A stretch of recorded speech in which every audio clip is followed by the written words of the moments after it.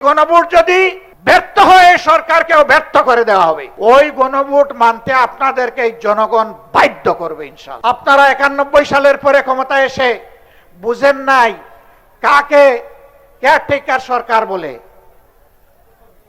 শেষ পর্যন্ত বুঝেছেন ঠিকই। আমরা বলবো জাতির ক্ষতি করে বুঝবেন না, এখনই বুঝুন। আমরা রাজপথে এইভাবে থাকতে চাই না। আমরা সবাই মিলে দেশ গড়ার কাজে অংশগ্রহণ করতে চাই। কিন্তু আপনারা যেভাবে ধাক্কায় ধাক্কায় আমাদেরকে রাজপথের দিকে দিচ্ছেন, রাজপথ জ্বলে উঠলে সেই আগুনে অনেক কিছু পুড়ে ছারখার হয়ে যাবে।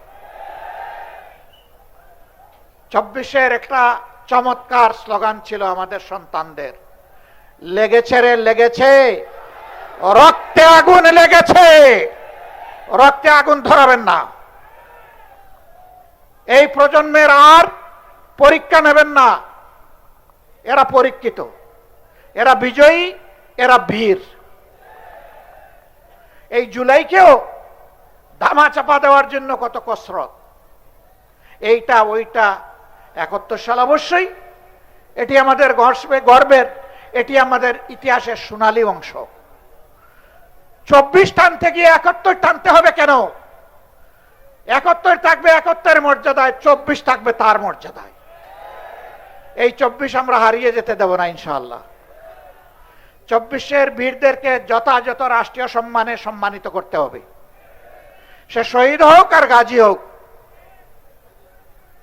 24 নিয়ে কোনো অবহেলায় জাতি বরদাস্ত করবে না।